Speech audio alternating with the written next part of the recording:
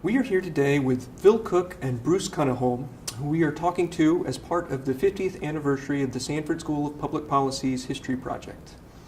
Now, after Joel Fleischman stepped down as director of the Institute in 1982, these two gentlemen, more than any others, have been at the helm of this institution.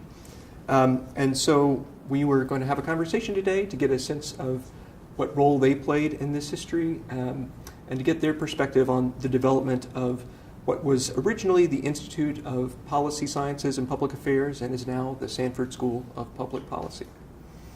So Phil and Bruce, I thought we could start off our conversation by getting a sense from each of you about how you came to Duke and also how you came to public policy studies, and what kind of trajectory that was. I was finishing up my PhD in economics at Berkeley in 1973, and I was on the market hoping to earn a salary, and the national market that I discovered out there had positions in economics departments, but also in public policy schools. And it was a natural choice for an economist to go into public policy because public policy is built to some extent on economics. It's a natural transition. So I felt comfortable going either direction and was really just looking for the best possible offer. And that turned out to be Joel and the Institute. So in brief, I think that's the story. There was a family element too. We had two children. This seemed like a very nice place for them to grow up. My wife wanted to start her PhD program, and there were two programs here that she was attracted to. So I think all in all, it fit our personal interests and also, to some extent, my professional interests. I will say that my advisors were surprised that I ended up choosing Duke instead of Penn or Berkeley or some of the other options that I had. At the time, Duke was a regional university. It had not yet blossomed into its current status. And the Institute was this tiny startup with less than a year old. I believe at the time there were Joel and three young faculty members, only one of whom actually had finished his PhD.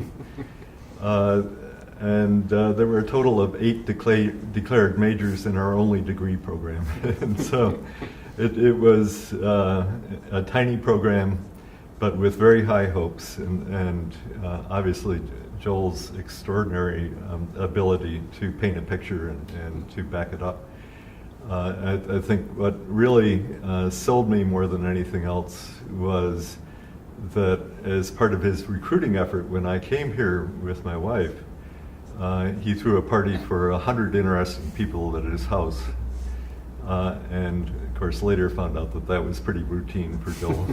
but it felt like it was a party just for you. It was a party. Well, I mean, I was the guest of honor, and he had done that.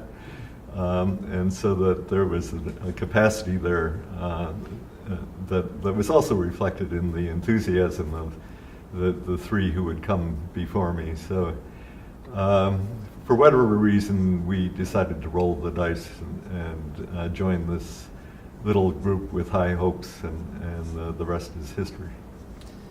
Now, Bruce, you were already here, or coming to Duke around the time that Joel came down from Yale to start the Institute. Is that correct? Well, deserves a little background. I was much less directed and focused than Phil. In fact, most of the time I didn't know what the hell I was doing. And when I graduated from college in English literature, I went to teach English and be a poet in Turkey for 3 years, where I worked teaching English and working with the Peace Corps. Then I joined the Marine Corps and spent 3 years there and was in Vietnam. And when I came back, I decided I needed to go to graduate school. And I got a fellowship to Duke, and I had the GI Bill, and I thought I was going to go in French history. And I went there, and I got interested in U.S. foreign policy. because I was wondering what the hell Vietnam was all about. And I did that and took 2 years of coursework, and then I went to Joel Colton, who was the chair of the history department, and said, all history in the history department seems to stop at World War II. And I want to get more into the present and find out what that's all about. So he said, why don't you go see Joel Colton? So I was handed from one Joel to another.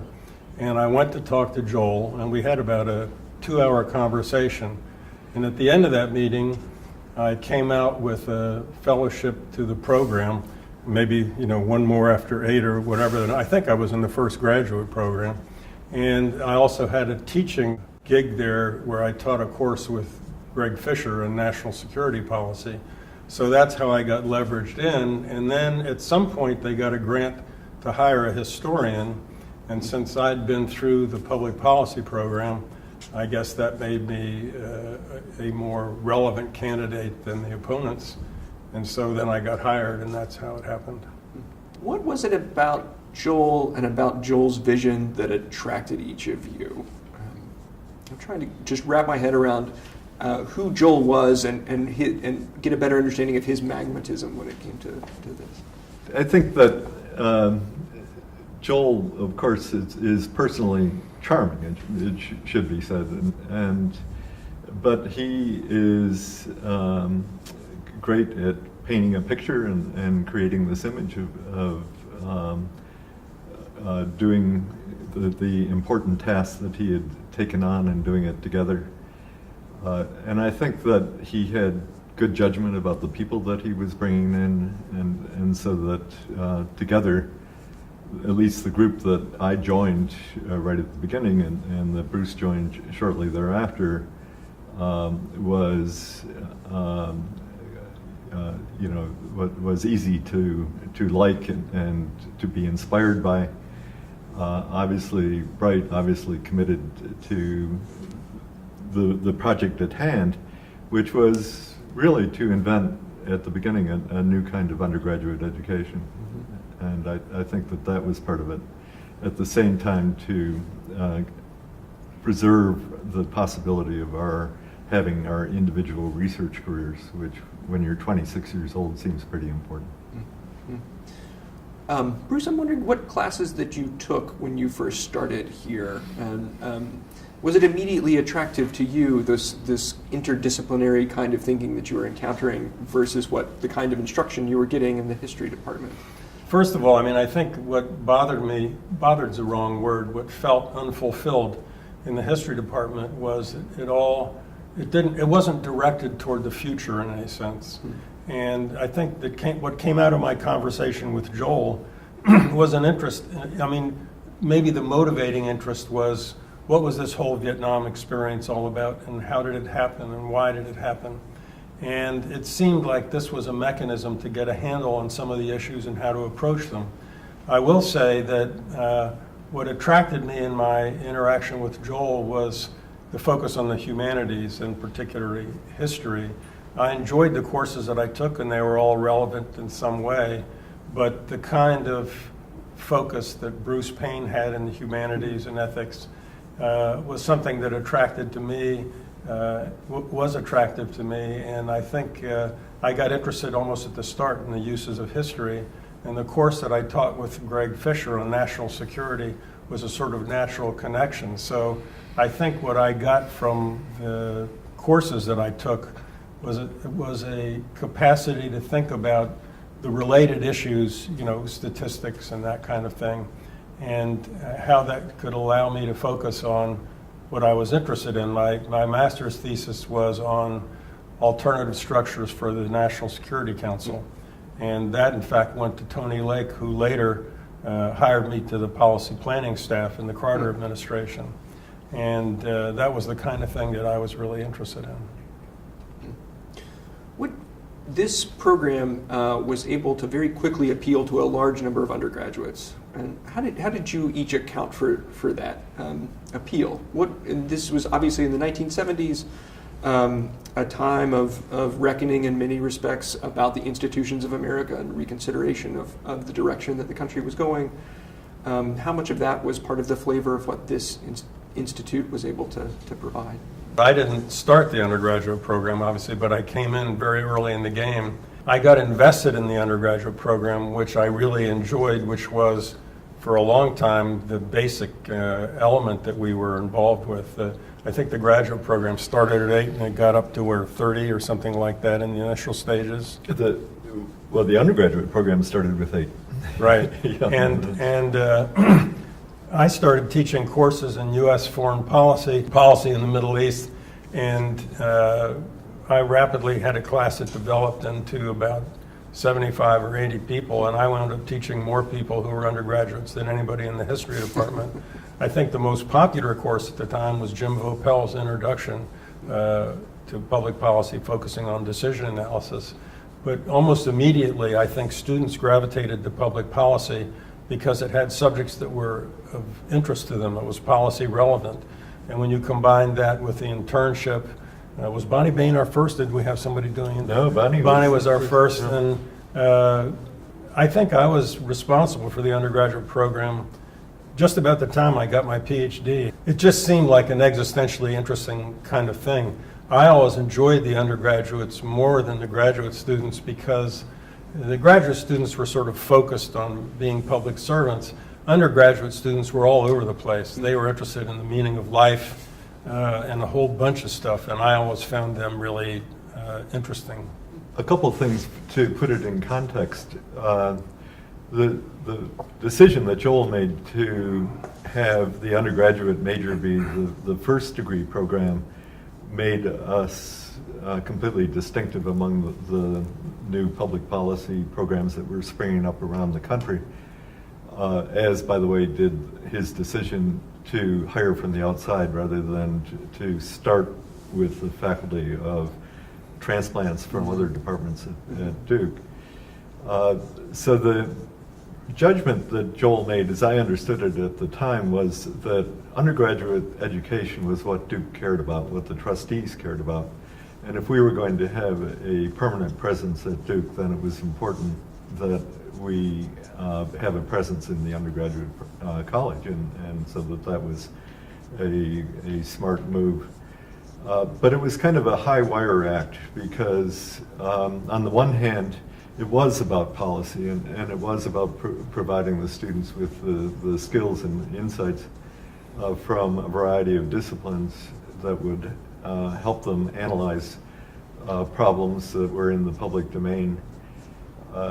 But on the other hand, we made it clear from the beginning that this was not a pre-professional major and that there was no expectation that our graduates were going to go into the government service, and that in fact, very few of them did. I mean, if you take out those who went into teaching, it's probably less than 10%. What we did attract in the early years more than anything else, I'd say, were students who were planning on going to law school. And so that once I did a survey and 70% said they wanted to go to law school or business school or both. And so it became this kind of pre-professional major that provided a broad base in the relevant topics. It provided a hands-on internship, which I think made us absolutely unique on campus and still does.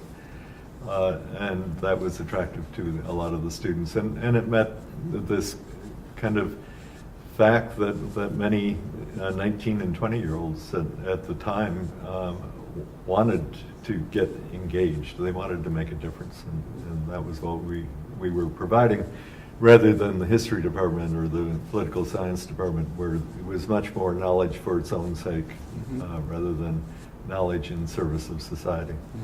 And this is probably jumping ahead in your questions, but I think that by the time we were contemplating making the transition to becoming a school, again, what Phil said was absolutely on target, is we were primarily an undergraduate teaching program, and it made the issue of extraction from arts and sciences a very complicated and difficult issue, which had to be negotiated over a long time, going over all the financial issues. And everybody wanted the undergraduate program to be sustained. I think we had the first or second highest number of undergraduates of any program in arts and sciences. And so that was our stake in this whole business. I wanted to get a sense about how you all came to work together so well. I know that you did over the years because you were so important guiding this ship as director and then as chair of the department. But did you, in the 1970s, when Bruce, you started out first as student and then in 1978 when you became a faculty member here, did y'all have much interaction with each other? And what was your relationship like? Was there kind of feeling it out? Coming from very different disciplines and maybe different outlooks in terms of how to think about public policy problems? I just wanted to point out that Bruce babysat for our kids. I think it started with friendship and the fact that the two families were very close along the way and bonded over a variety of things, including Labrador retrievers and distance running and so forth. And I think that's not to be underestimated in the work, but go ahead. Well, I mean, I think actually we were twins, and after being separated at birth, we got back together. Yes. But I think that, first of all, when I came to Sanford, Phil was one of my teachers. But because of our children and our Labradors and everything else, we got much more affiliated in a sort of on the basis of some kind of parity. But that's ITY, not ODY. And the thing is that I think as things progressed, many of us took responsibilities in an administrative context, not because we were exceptionally able, but because somebody had to do it and there weren't many people around. And I think initially Phil was much more involved. When Holly was the director, he was involved there. And I did undergraduate stuff, all the programming and all that kind of stuff. And by the time I was asked to be director, which was I think in '89, I wanted Phil to be my associate director because I've often characterized Phil as the intellectual godfather of Sanford. And I think the role which he could talk about better was mainly in the recruiting and chairing committees that looked at potential faculty members. And I spent most of my time, the first time as director, which we can talk about later, trying to manage a process of raising money with Joel, with the emphasis on Joel, and building a building, and the second time around making the transition to a school. And I could leave a lot of the stuff to Phil. And I think in our relationship, we sometimes disagreed over things, but our friendship was always there, the respect was always there, and that began very early. I want to get to a lot of that, including the fact that we're sitting in this building that you helped raise the money to build, and that you each have such an important part in creating. But one other mechanism that created some of the camaraderie that was here in the Institute in the 1970s and into the 1980s that sounds like it was relatively unusual for any department was these beach trips. And I was talking to Willis Hawley, who was one of these founding faculty members, about these beach trips. Yeah. And he mentioned that there was a very practical reason for them, which was the fact that everyone came from their own discipline, spoke their own language, and in passing, it was very easy to just kind of nod and say, yes, I understand, without having any idea about what kind of language you were talking as an economist or what a political scientist was referring to. And that by having these beach trips where you all got together with your families out on the Outer Banks, this provided an opportunity to become more comfortable with each other and to say, Phil, I don't know what the hell you're talking about when it comes to X, Y, or Z. Did you guys see them that way? And I was interested to just hear you talk about those beach trips and what they meant. Yeah, I mean, the first thing to say is that Bill Hawley was a key to building the Institute and the school. He was here when I got here, and he was the one who really took charge of faculty development. And the faculty in question were a bunch of guys in their 20s, is what it amounts to, often with young families and the whole thing. So it was a pretty odd by university standards, but also homogeneous group and small.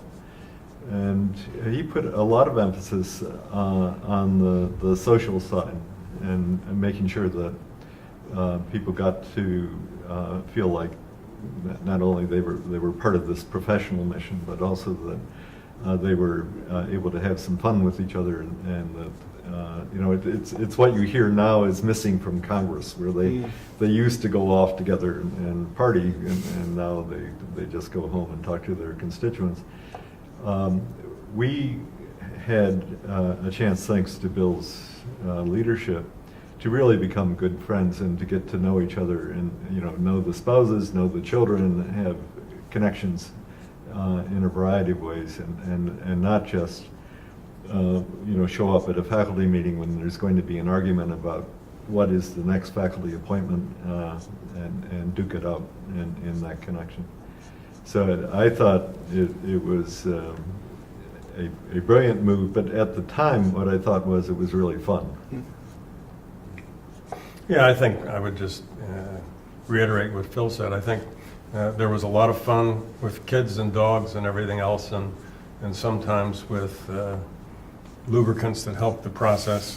But friendship builds trust, and trust builds respect, and respect makes it possible to work on things we disagree with. I remember when Fritz Mayer, who was one of the ones to pick up on what Jim Vopel did and develop our introductory course, can still remember is that there was one time in our small faculty meetings, which used to take place around a table not much bigger than this, Phil and I were busy arguing vociferously about something, about 55 and its structure, and then after we were just hanging out and talking, and he was thinking, what is this all about? Yeah, that's right. No, they were robust relationships, and we owe that to Bill in the early years. Was there anything else that helped make this place such a rich teaching environment? Because I understand that was one of the aspects that was also different about the Institute, was its emphasis on teaching, to a degree that I think that a lot of the other disciplines didn't place. How was that how did that become such a part of the culture of the Institute, to have this strong emphasis on teaching? I know that it was part of building up the undergraduate major, was a key reason for it, but how did that come about, and how did you all help cultivate that as part of the character of this place? My understanding was that it started again with Joel, as so much does. He comes out of a law school, professional school background, where there is traditionally a very great emphasis on good teaching. That's typically lacking in the social sciences. And in fact, when I was spending a lot of my time in the economics department because I had a joint appointment. And when I went to the economics department, likely as not, I would hear cynical comments about, the only people who teach well are suckers, because it doesn't get you anything in your career. It doesn't get you promoted. It doesn't get a higher salary. It doesn't get offers from other universities. And that kind of cynicism was completely lacking among our faculty, where everyone seemed to have bought into the idea that this was an important part of our job. But I think we also worked hard on building that into promotion decisions and annual reviews. And to pick up on that, I think that a lot of us were hired initially probably because Joel had a sense that we would be good teachers. We also bonded over the fact that many of our disciplines saw us as potentially threatening to them, and that just bonded us more closely. And then the focus on undergraduate teaching benefited from the fact that what we did was policy relevant. I think, Phil was mentioning that a lot of the focus of these disciplines was on the discipline itself rather than its relevance to real life. And to the extent that it expanded just beyond policy analysis, but included the humanities and ethics and things like that. And we had some great teachers. Vopel was one, Bruce Payne was another. And we added an internship program which helped focus the courses that they had into something real world, which they then brought back. And it started evolving with things like the leadership program. Part of the problem discussing all this in retrospect, because it all merges together and it's really hard to remember what started when and in what context. But I think those things together with good teaching and a commitment to it, and we used to pay attention to how people were evaluated and what aspects of what they did needed improvement, and I think that helped as well. So in 1982, Joel steps down. He had been the director since its founding. In 1985, Terry Sanford steps down as the president of the university. And that's when the two of you, in particular, from then on, really step up in terms of leading this place. Particularly when Joel leaves, did y'all have any concerns about the longevity of the institute or about how it would manage in the future? Or did you guys feel very comfortable with the faculty as it was and in the capacity to continue to maintain and to grow here at Duke? It was certainly an issue during the 1970s, and I had many a conversation with colleagues in other departments where a colleague would say, well, if the institute survives, then, I mean, that would be the premise of the question. And by 1982, I think we were a robust operation. We had something like 17 faculty members on the tenure line, some of them tenured, and a large undergraduate major. We had the master's program, which was doing fine. And so it had taken on a lot of weight and momentum that no longer felt fragile. It always felt like a scramble to make ends meet. I mean, there was never enough faculty to cover all of our responsibilities, and so that every year the administrators were tearing out their hands about how to cover the courses they had and all the rest of it. But it wasn't a situation that at that point that felt like we were threatened, and yet, you know, we had this very odd phenomenon of Terry stepping down and being replaced by a man that made it his mission to attack Joel and to basically be more his enemy than his president. And I think that the Institute then became part of the object of his disaffection. It's very hard to understand that, but I became director for the first time in 1985. At my first Board of Visitors meeting, I asked Brody to come and talk to the board. It seemed like a nice occasion to do that. And he said, well, you know, there's a lot of rumors I hear about you have a fluff major and that maybe we should think about capping the size of the major, and he's going on about all this negative stuff. But thankfully, the chair of my board, Susan King, was just so outraged that she marched on the Allen building all by herself and tore them up along the way. But so we got no help during those years from the president or the central administration. It was a survival mode.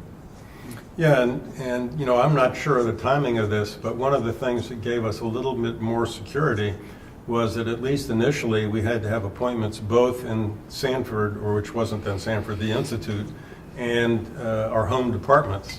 So we had joint appointments. For example, I think you were in economics and public policy, I was in history and public policy, and to the extent we earned our spurs in those departments, they were supportive of us individually, even if they were potentially threatened in the number of majors they had by the number of majors we began to acquire. And that was always an issue. And the Brody problem was an interesting one because Brody owed his being president to Terry. And then when Terry left, Brody made it also difficult for Terry because I really think he thought that public policy was not a discipline, it was not something that should be on campus, and the role of a university was not to be policy relevant. So in a sense, the public policy program was a transitional organization between the old style university and the new style one, which wanted to also at the same time be relevant. And Brody made it difficult for us, particularly when I became director and we were raising money for a building, put real impediments to that process, including trying to hire away my development officer, and there are a whole bunch of other things that we don't need to go into. I think the big picture, again, at the time was rapid growth during the 1970s. Terry in the background, Joel leading the charge with his fundraising ability and general ability to generate support from the trustees and so forth. We grew to 17 or 18 faculty members, and then we had 20 years in the desert, and in many respects, but the respect that I was most focused on was the number of faculty members we had. And so during those 20 years, things changed. There was growth in centers and programs and obviously the new building. But what there was not was authorization to hire new faculty members and sometimes even to replace the old ones. And so we hit this long static period that arts and sciences was holding their nose, trying to build up other departments that had PhD programs. And at least while Brody was president, there was this kind of hostile environment. And so it was, the challenge was preserving what we had managed to accomplish up until that point. And then also look for the opportunities when they did come up. And the greatest opportunity was around housing. So we had been in the old chemistry building when we moved into it in the 1970s. It was an utter slum. I mean, there were roaches everywhere. The paint was peeling off the walls. There were bare wires hanging from the ceiling. I mean, it was really extraordinarily bad. Just to intervene there, I can remember 2 incidents going to Sonny Ladd's office and having water pouring down out of the ceiling by one of the pipes. But even more memorable was being in a faculty meeting in the basement where David Price, our congressman, was then our faculty member, and he was leaning back against the wall like this, twiddling with something, a pipe, and all of a sudden a bunch of water came shooting out on the table.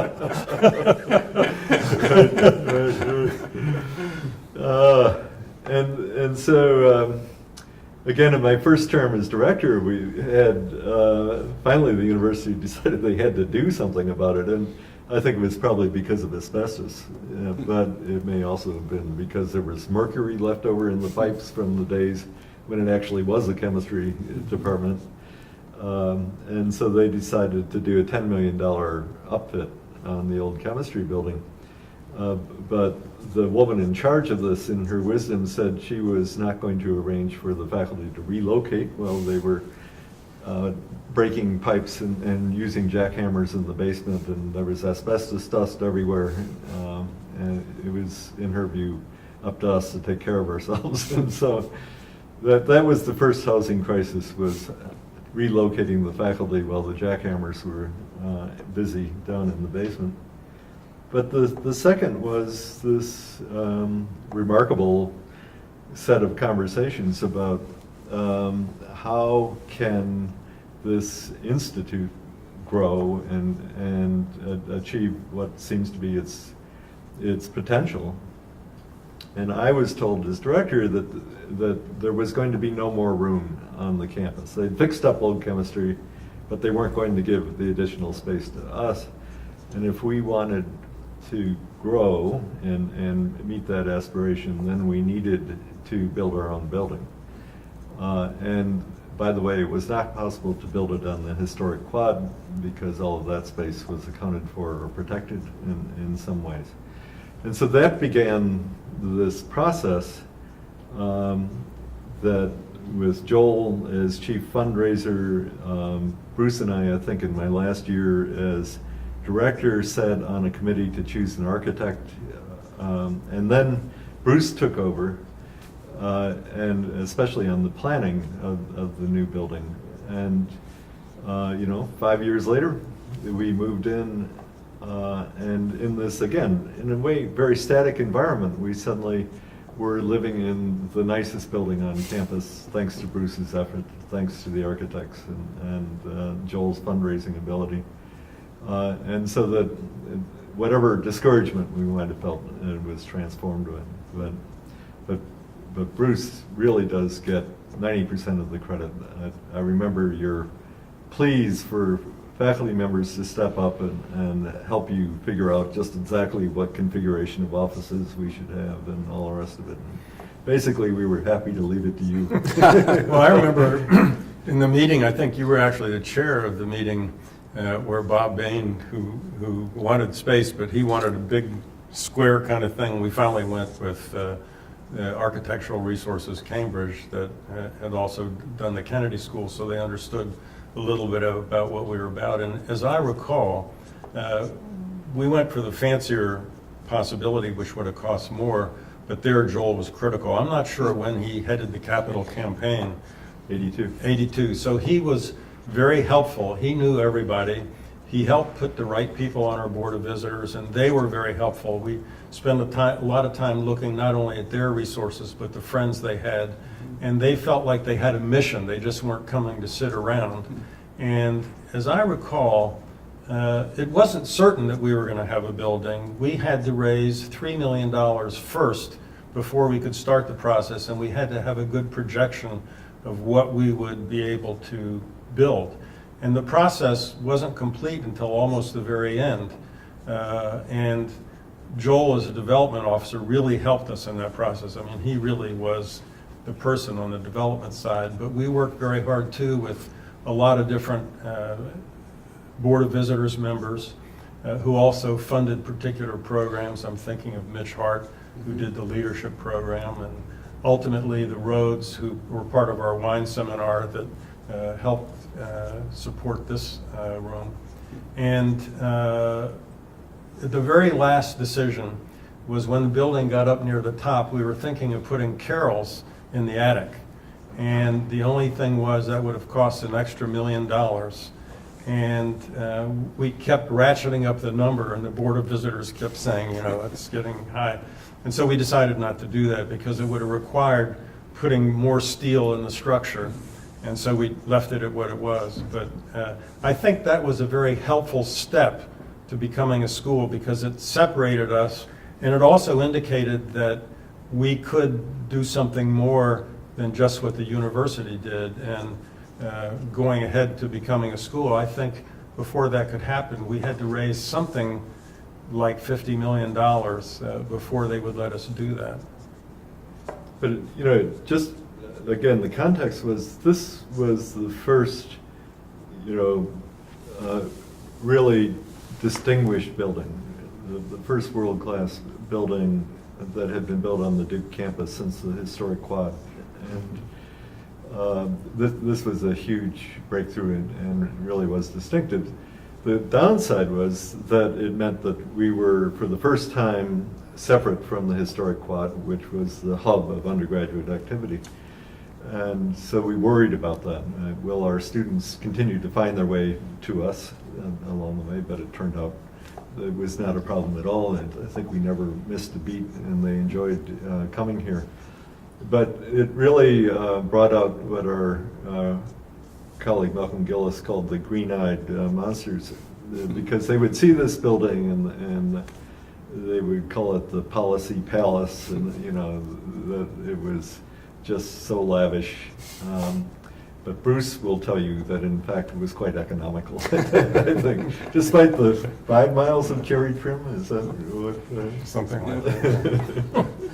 The 1980s were also a time of transition, it seems like, in what kind of outlook the undergraduates might have had.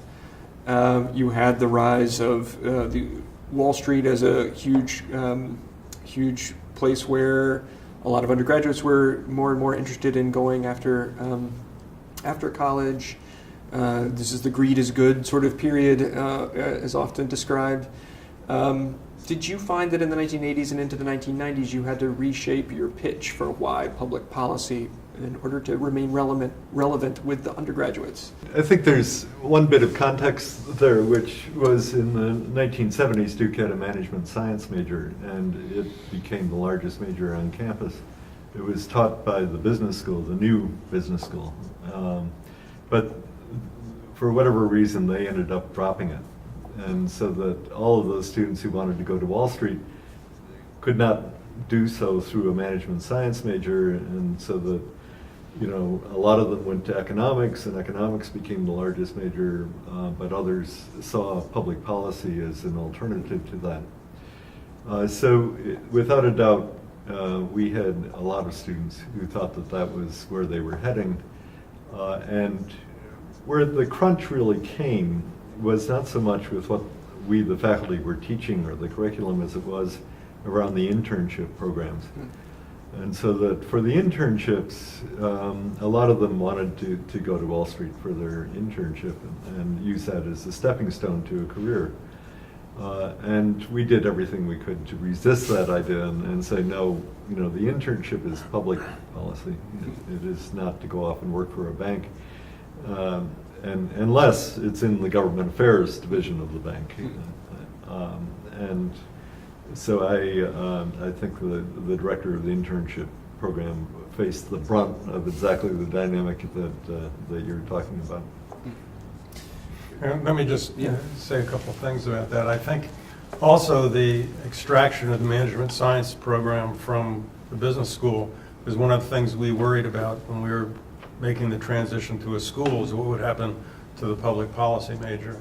But also I think while there was this interest in pre-professional education, I think one of the balancing factors was lesser than the former, but still was a leadership program, starting with Bruce Payne, but I can't remember all the names, John Ott, Neil Boothby, there were a whole bunch of them, who really did a great job in engaging students, and with the help of Mitch Hart's support, developed some alternatives to that students got engaged with, and word of mouth and the ethics requirement helped a lot. So I wanted to, thinking about the humanities and ethics, but also the larger intellectual vision for this place, you know, as Bruce has called you the intellectual godfather, Phil. I was wondering, what was did you have a shared vision for what public policy as a discipline, as a field is, that you were trying to create here at Duke? Did you kind of take it case by case as you were making hires?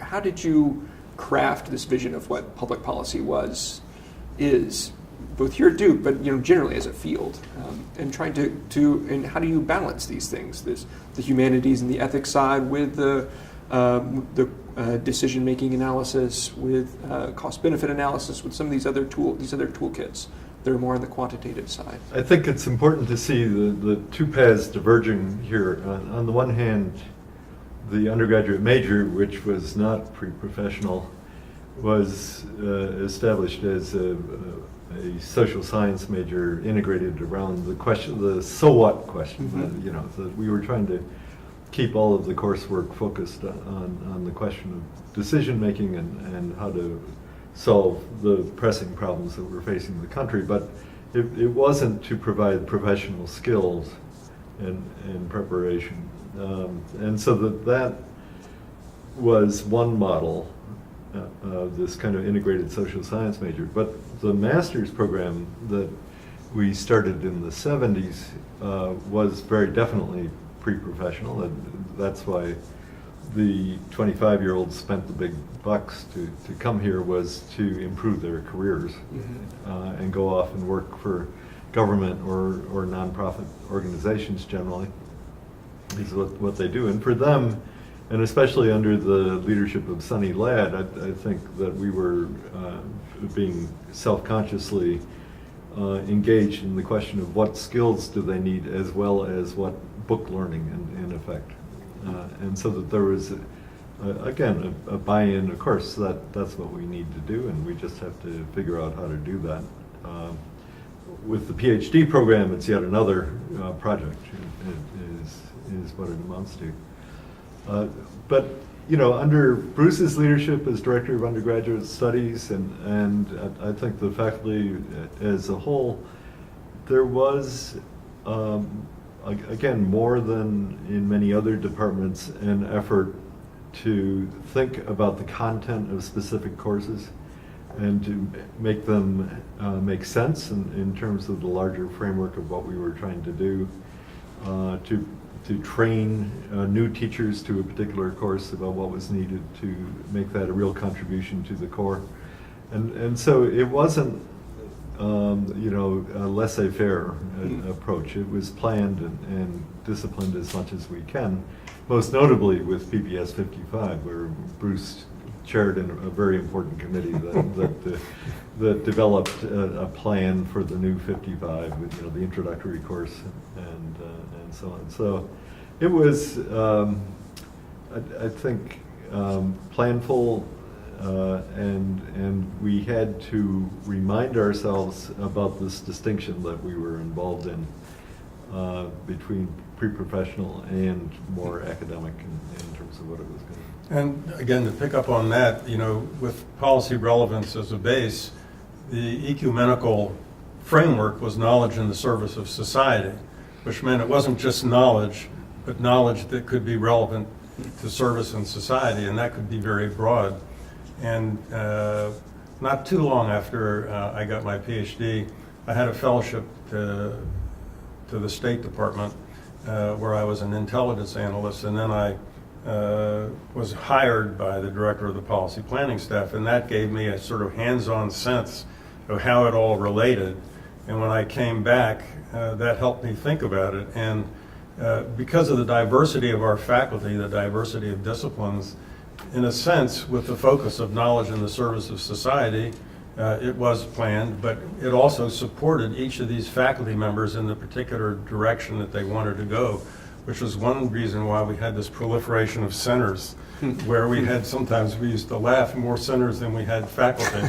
But that served as a very useful stepping stone, ultimately, although it was also an impediment because we had to spend a lot of time thinking how, when we became a school, one would separate the center issue from the school issue, because each involved a complicated tangle of relationships with other departments within arts and sciences and schools outside, and it was both a burden and a benefit. Did you find yourselves in your own scholarship either adopting methods that you picked up, at least outlooks or other influences that you had from some of the people that you worked with who brought a different perspective from their disciplines? And in other words, how did it shape your scholarship working in a place like this? I've had an extraordinary freedom to study the issues that I was interested in and thought I could make a contribution to. And I think that the freedom came with an appointment in this school, that if I had been in an economics department, then pretty much everything I did would have had to point towards publication in an economics journal. But here I could do exactly what I ended up doing, and that is publish in law journals, publish in medical journals, publish in sociology, and so that I didn't have to tailor projects to the Procrustean bed of economics, but could take them on in the way that I saw was most productive. And very early on, I think my first year, Joel asked me to teach a seminar in criminal justice policy. I had never taken a course in criminology or criminal justice or in law, but my dissertation was sort of relevant. But he paired me with the district attorney of Durham County and a law professor who was interested in criminal justice.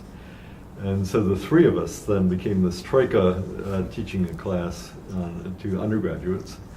And basically, I sat there taking notes, listening to the law professor and the district attorney at war with each other.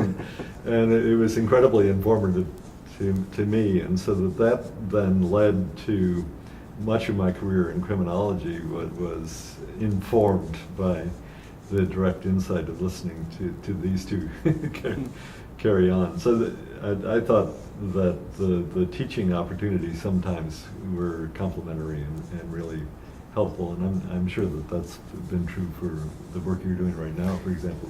Right. Well, I think my trajectory was somewhat different because what I was interested in was somewhat divorced from what the history department was interested in, and my approach to international problems was different from what political scientists did.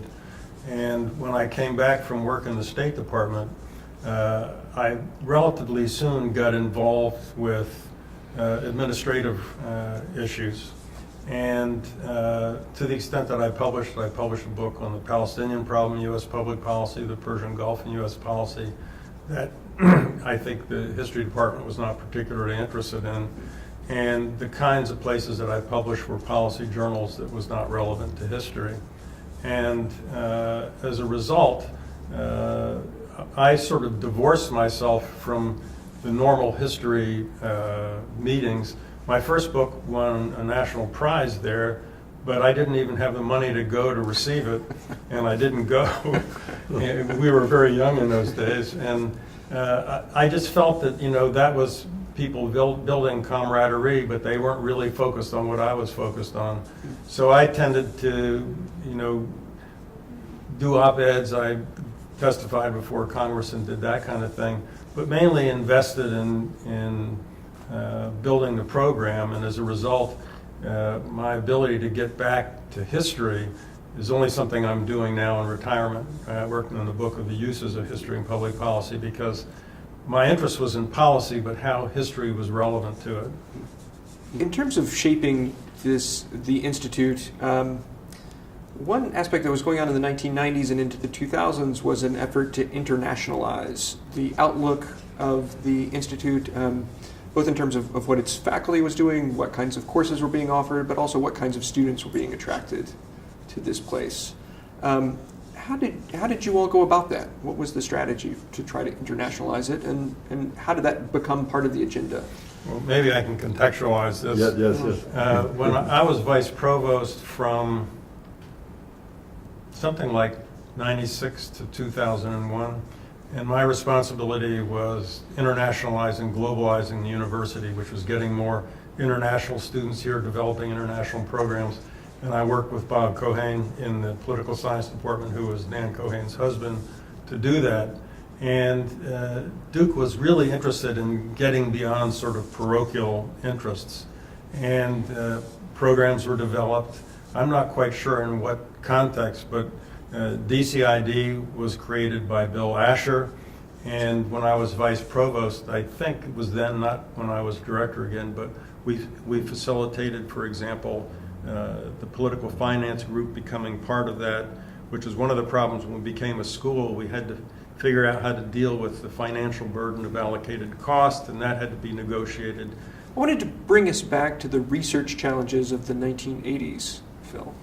I think that it was part of my mission, as I understood it as the director in 1985, to change the narrative about public policy and about the Institute, which often was this kind of sneering dismissal that had terms like policy-walacy or other ways dismissive of the idea that a group that was interdisciplinary and focused on current policy issues could also be good scholars and deep scholars and making a contribution, as our colleagues around the campus understood that. And so I got tired of that, I think it's fair to say, but I also thought it was bad for our reputation and our presence on campus. The one move that we could have made is to create a PhD program, and there was a lot of interest in that. Other schools had a PhD program. It would have helped, I think, our standing as an academic organization, but we really just didn't have the faculty. I mean, we were already running flat out with the responsibilities we already had for the master's degrees and for the undergraduate major, so that was off the table. But what I tried to do was just change the marketing of the school as much as possible and start putting out there in every venue I could find the fact that our faculty were extraordinarily productive in a traditional research sense. They were publishing in the top journals of their field, and that their work was being attended to along the way. And it was true. I mean, it wasn't by any means dissembling. I mean, that was the fact. But it was constantly butting up against what was then this prejudice against interdisciplinarity, and I think to some extent against policy. I think it's useful to remember that the environment in which we were operating was far different than the environment today. And at that time, it was all about rigor and disciplinarity and knowledge for its own sake.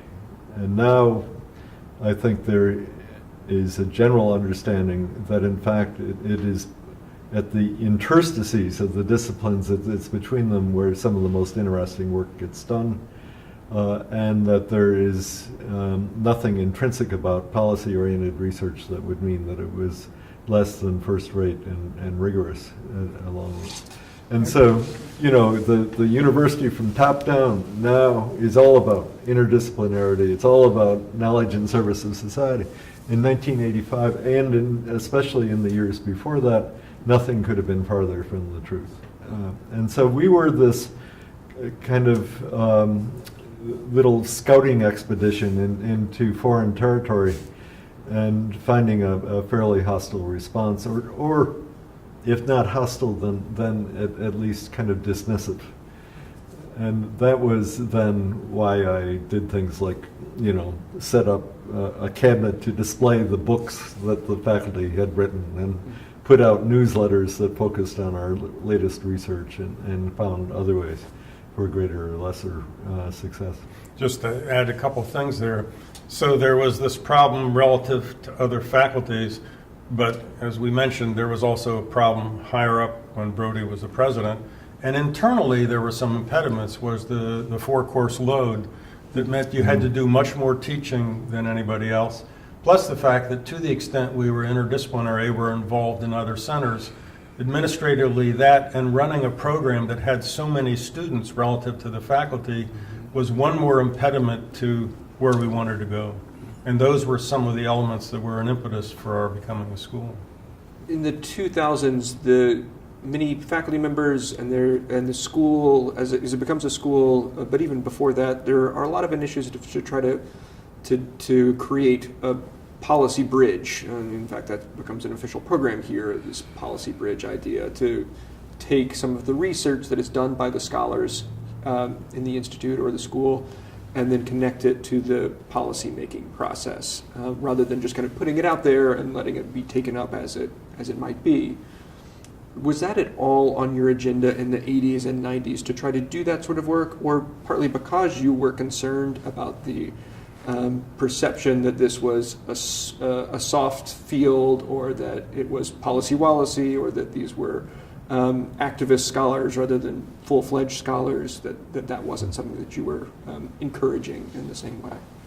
The truth is that when I was director, and especially when I was chair, if we can make that distinction, my audience was... And just as a piece of information, they were simultaneous for both of us. For both of us.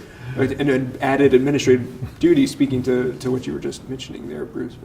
But my primary audience consisted of the colleagues on campus and the central administration. I mean, that was just the reality of how decisions were being made. It was being made by the central administration about whether or not we were going to be allowed to have another faculty position, for example, or start a new program of some kind along the way. So that if we were going to thrive and get through the doldrums that we were in, it was going to be because the Dean of Arts and Sciences, the Provost, and the President decided that this was a program worth investing in. And what they wanted to hear about was not teaching, it was research. The time frame is complicated for me because the time I spent as Vice Provost, but Duke was really interested in internationalizing at that point, and I was engaged with the Center for International Studies, which I was also director of, and I even spent some time as acting director of the John Hope Franklin Center. And with Bob Cohane's help, and there was a guy in the political science department that had a lot of credibility, this trajectory was started.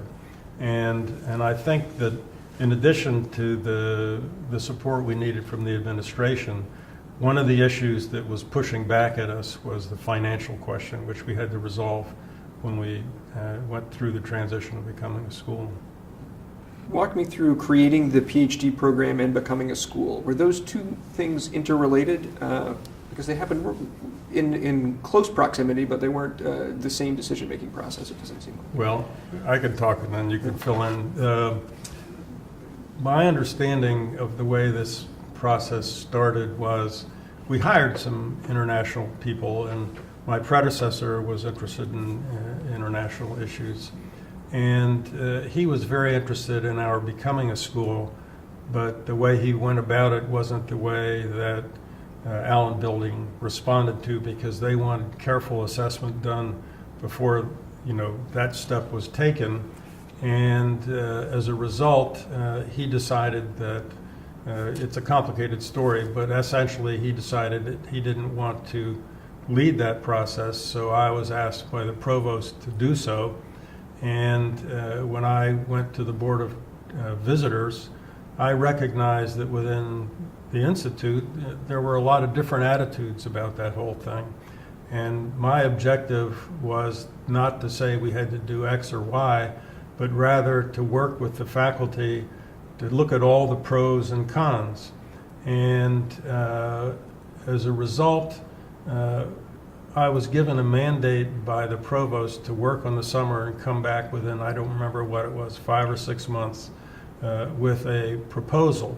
And so what we did at that time is I organized a core group of people that involved themselves with the undergraduate major, the graduate program.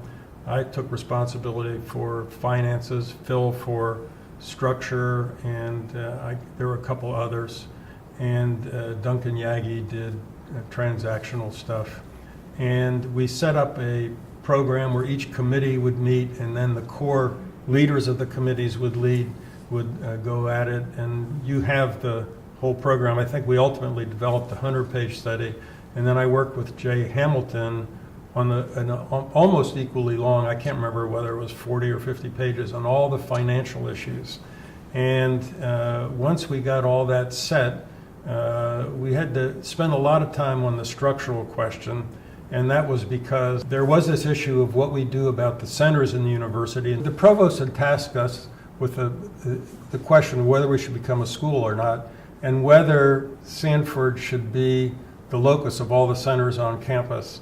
And there were some real divisions, which were reasonable ones, that were worried about what would happen to the undergraduate major if we became a school, whether the center should be outside Sanford under some kind of vice provost for policy, or whether they should be inside, and whether if we incorporated other centers that would mess up our school, and each one of them involved entanglements with other schools and programs. And so we spent a lot of time thinking of that. I gave you a thing I found in my files of about an 8-page thing that I looked at all these issues and working with Phil, and that was also a problem because people had to go away for the summer part of the time, and so we did a lot of communication. Fortunately, we had email, and we worked out that process and came out with a conclusion. And I was constantly working with other deans at the time to work out what made sense, and with other centers, and working with the provost, and working with the vice provost for finance, Jim Roberts, and then working with the dean to see how we could extract arts and sciences without their losing money.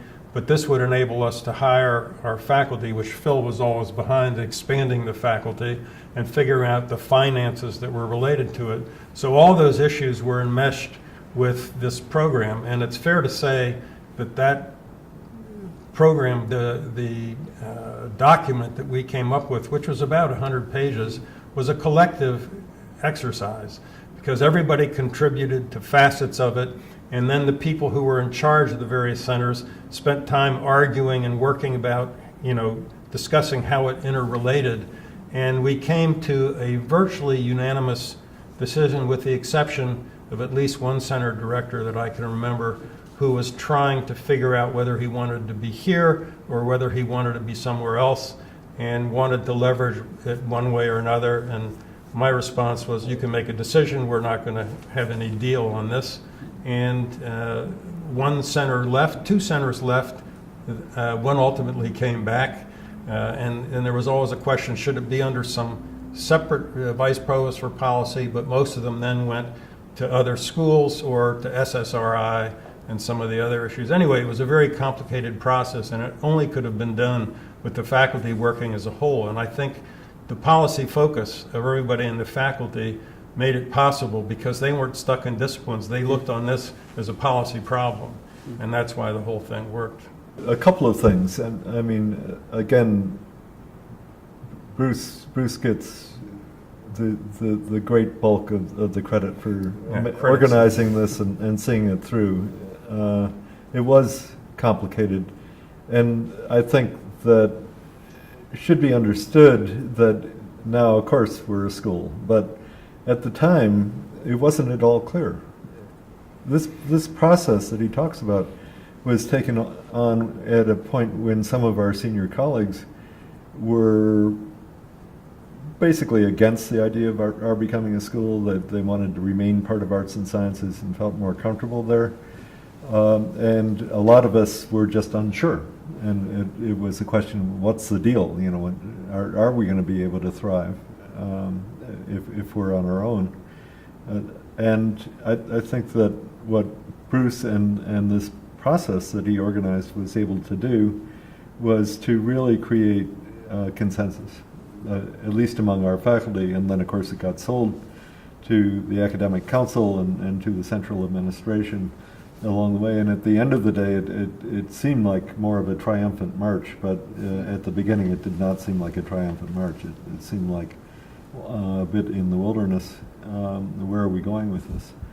The other thing I would say, but you should say it, is that the process was facilitated by Bruce's close and long friendship with the provost. And so they really knew each other and they trusted each other, and that made it much easier to do the transactions that were necessary than would have been with somebody else in your role. I think that's true. I think Peter deserves a lot of the credit, because I knew him way back, but more recently, when I was vice provost under John Strobay, and I nominated him to be provost, and when he was provost, he was the one that asked me to become director. And so there, it was sort of like these people shackled together as we went forward. Right. But I mean, the other useful thing is the policy background. A lot of these issues we sort of laid out, these are the complexities, these are the choices, what are the alternatives, what are the pros and cons. And to the extent that we put our heads together and worked on those things, we could figure out what made sense and what didn't. And if there were some things that were a better alternative but had problems, we could work on those problems. And without us working collectively, we never could have done that. And then it was also important to work it out with the relevant people. Like the Dean of Arts and Sciences was not excited about our becoming a school. And that's why, with Jay Hamilton's help, who now is at Stanford, we spent a lot of time looking exactly what the problems were, how we could measure them, how we could set up parameters in the future where if more people majored or fewer, what would cause the financial issues to change. And all of these helped persuade the faculty who are looking at all these alternatives where to go. I may be collapsing some things because we did the initial study in 2005. We were not permitted to become a school until 2009, and we had raised $50 million, again, massively with Joel's help. But also, we engaged in a number of discussions subsequent to that. So it was a complicated process. You had asked about how this linked to the PhD That's program, correct. and I would say at the time I didn't understand there to be a link particularly. I didn't either. Yeah, I thought it was the PhD program had been on the table forever, and the problem was, at least the problem in my understanding was that we didn't have the horses. We were running flat out with the degree programs we had and the other responsibilities that we had. But starting in 2000, after the 20 years in the wilderness, then we began to build the faculty again. And so we eventually got some extra capacity that we could imagine taking on a new project like that. And it wasn't just faculty, it was money, because PhD programs cost money. People can't afford to pay the money it comes to get a PhD, and once we became a school, we were in the position not only to have more faculty, but also faculty that had a lesser course load, which was also helpful to persuade the faculty why becoming a school was a good idea, and then gave us a capacity to raise money that could help facilitate that process. By 2009, this has become the Sanford School of Public Policy, the 10th school on campus. And when I compare the 1970 letter that Joel Fleischman wrote to Terry Sanford, kind of outlining what vision he had for this place, most of those features that he'd kind of laid out in that letter had come to pass. It seemed like he even used the language of school in that 1970 letter, and here it was as school. One aspect that perhaps wasn't as robust as I think sometimes it was imagined was the mid-careers program, a sort of which if one thinks of the Harvard Kennedy School as a kind of example, that's one contrast I would point to as particularly sharp in terms of the kind of programming that goes on. Of course, on the other hand, there's a lot of undergraduate education here that doesn't go on there. But anyway, I was interested in mid-careers program, whether that was something that came up as an idea that perhaps you should pursue to a larger degree during the time that you all were running the Institute. It did, but it came up in a very particular way, which was that when Bill Asher and Malcolm Gillis created the Center for International Development Research, which is now DCID, They used to call it CIDR. Yes, the Center for International Development Research. It was CIDR was going to fund itself through a mid-career master's program, and that was exactly their plan, and that's what they did. They through Malcolm's connections and other things, they were able to recruit young professionals from around the world, bring them to Duke for a year or two, give them the master's degree, and get the Rotary Club and AID and other third-party sponsors involved to pay their tuition. The tuition then was kept by the center and was used to fund their programs. And so this became a self-contained center, self-financed, with understandings about the financing. One of the many things that Bruce was wrestling with when looking at how the school is going to be configured. But it I think has been very successful in that respect, and has a huge alumni base of people who are now in prominent positions in countries around the world, especially middle-income countries. We haven't had that conversation about the MPP program, our standard, whether we should have a version of that the way the Kennedy School does for mid-career domestic officials. The CIDR DCID issue was a particularly important component because it was funded from outside money thanks to Malcolm and Bill Asher's work. And when we became a school, we discovered there was this thing called allocated costs that we had to pay every year, which started out being $1.5 million. And a huge chunk of it was owed all of a sudden by DCID if they were part of us. And that's where we had to work out a complicated arrangement. But particularly the public finance group was very good at getting outside input from other countries. I think they had as many as 34 countries who had sent people to their program. And I remember when Dick Broadhead was in China, he met a number of people that remembered Duke because of DCID. And that really helped our international profile to the extent that we could be said to have one. And I also just would add, having those guys here guys and women, was very helpful in the interaction with the rest of some of the people in our program. There were some administrative issues about what we do about internships, and initially that was a problem, but now more recently they've been able to work together, and it just takes time for some of these things. Thinking big picture about what the impact of this place has been, and starting at the level of the larger university, how do you think about what the overall effect that the Institute has had in terms of shaping the course of the university? I mean, I could think of a lot of different aspects of the experiential education offered here, the interdisciplinarity, how central those are to Big Duke now in ways that seem like they started here. But do you think of that as being some sort of ripple effect outward from here, or is that part of a larger set of changes? Well, I think they were not mutually exclusive, but for starters, on the undergraduate program, the whole question of engagement, I think, grew out of the success of our leadership program and the engagement of people who are in our leadership program with the wider university, people like Alma Blunt in recent years, and then people like Noah Pickus who were with us and then got involved in that issue. So on the undergraduate level, for sure.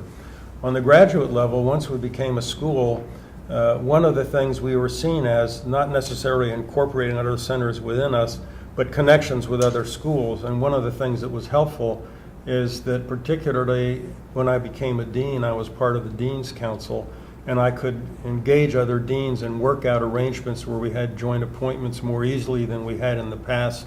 And we're affiliated with virtually all the schools in one form or another. And then people on our faculty had more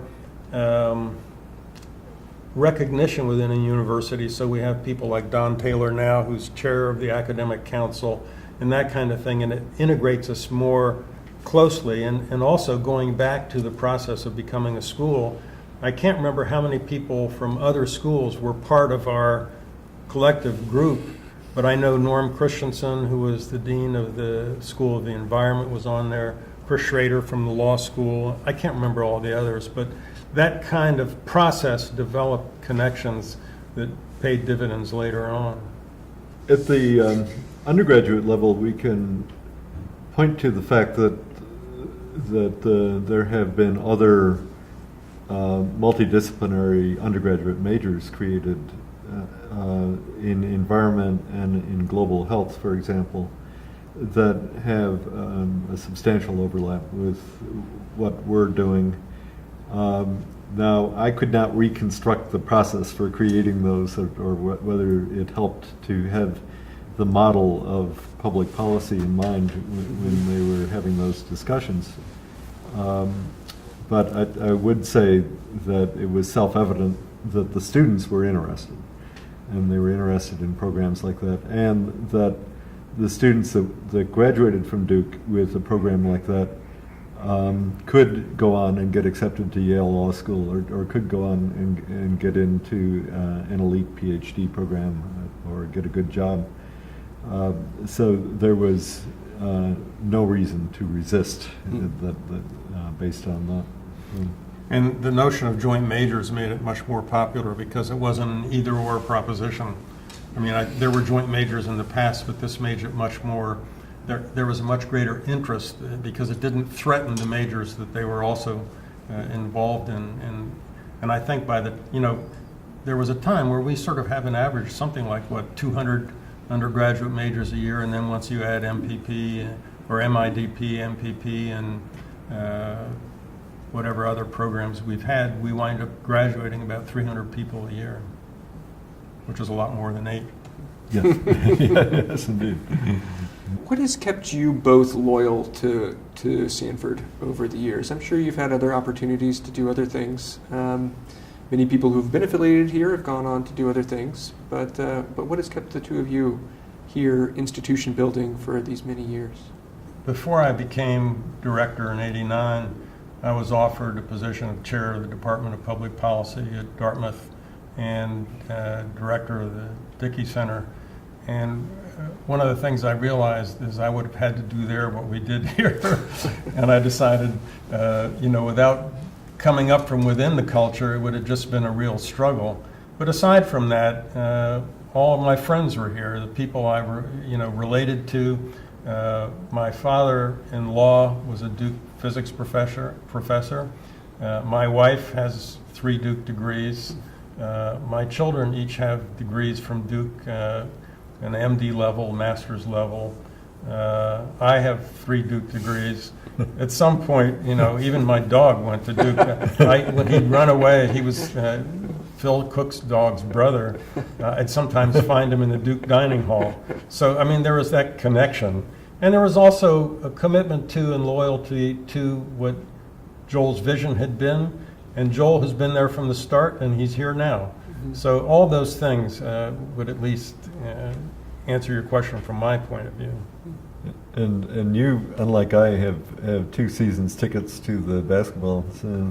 Well, I bought them back when you couldn't sell a Duke ticket, and I was grandfathered in. Although Terry Sanford helped me at one time when I was on vacation. I was on sabbatical, and my mother, who was at the Forest at Duke, got my mail, and she sent the tickets back saying, no, doesn't want them this year. And so they canceled my season tickets, and when I came back, they wouldn't let me get them again.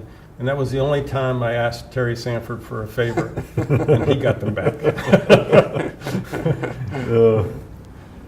For me, there has always been a family feeling about the Institute, the school, whatever it is. I kind of grew up with it. We went through the same phases along the way, except that I think the school, fortunately, has not gone into senility as I seem to be doing. That's why we retired. Yes. So that it was hard to imagine leaving this program that I had been so involved in building, as had Bruce, in all of these years, and there was a lot of curiosity to know how was it going to turn out, where was it going to be.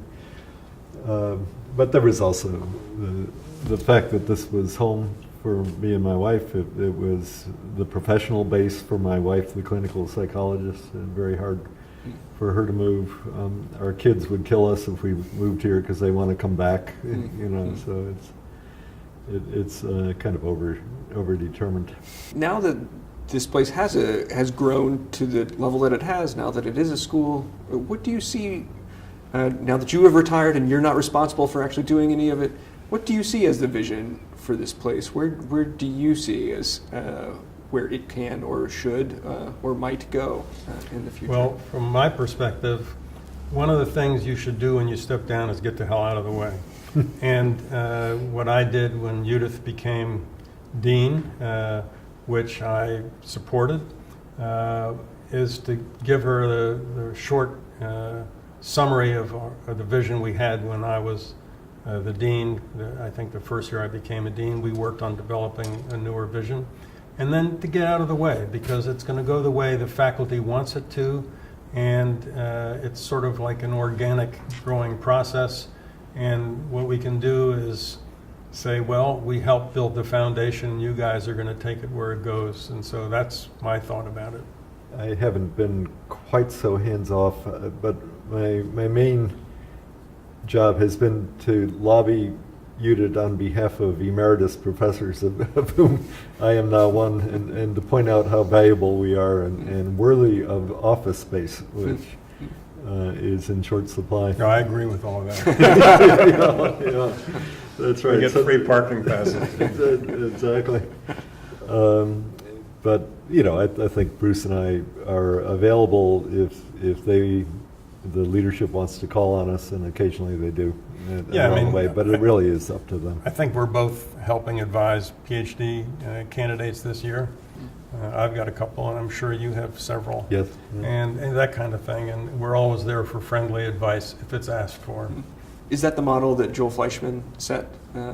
Was that the kind of way that he operated once he stepped down as director? And in the 1990s, he came back and has been a teacher since. Well, he really gave us freedom. At the same time, if we called on him, which when it came to fundraising, we always did, he was more helpful than anybody you could imagine. First of all, when he did step down, leading the Capitol campaign. He was a crucial partner. But even, I think he was gone for the American Philanthropic Organization. Atlantic Philanthropy. Yeah. Even then, he was in touch with us, and we periodically get together and have dinner and discuss what's happening. But he was very good at understanding when you give somebody responsibility, they also have accountability, and it's something that they should take care of. The key is to try and pick the right person. You were both very involved when the Institute was renamed for Terry Sanford, who came back in 1993 after his time in the Senate to be a teacher here. I was wondering if either of you had Terry Sanford stories that would be interesting. I've got a couple, because when he stepped down, I called him up and asked him if he'd like to teach here, and I did that without authorization from anybody. I subsequently got it from the faculty, but everybody believed it should happen. When I asked him, what kind of course would you like to teach? And he told me about it, policy-oriented and so forth, and with his experience in the Senate. And I said, well, how many people would you like to have? And he said, 36. And I said, why 36? Isn't that pretty big? And he said, well, when I was president, there were 36 people on the board of trustees, and I could manage that.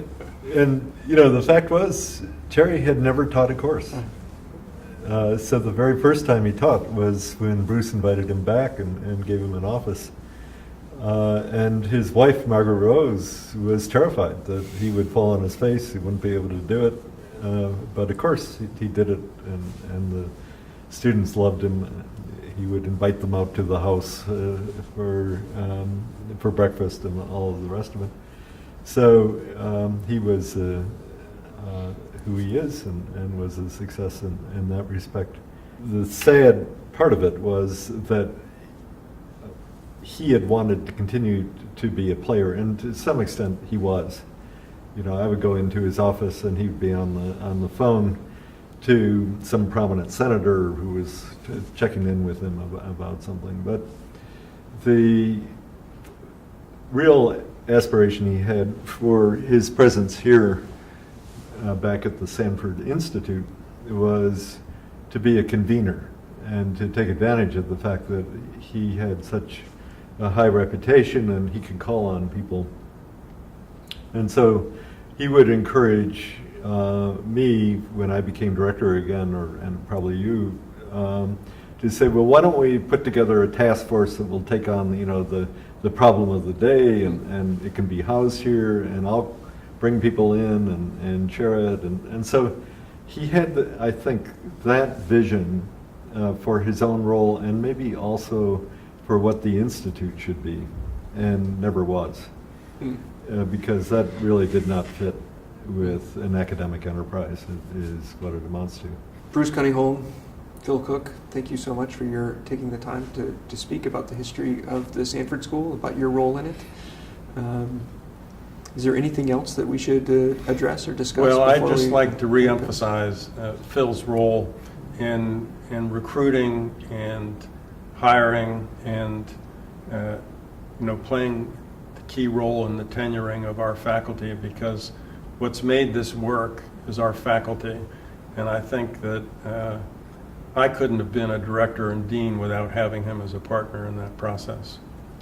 Yeah, and thanks, and right back at you. And it is true. I think that from the beginning it was people that were loyal and that really took this on as a personal mission that accounts for that little startup growing to its current level of accomplishment, and 70 faculty, 2 buildings, and 10th school of the university.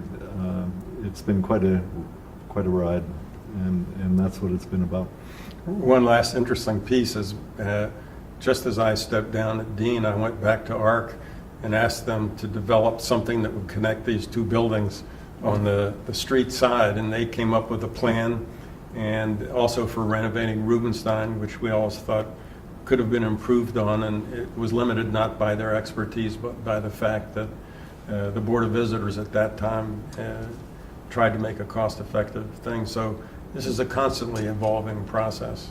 My successor was not interested in that, which I could understand. But anyway, it's just one small anecdote. Thank you, guys. It's been a pleasure.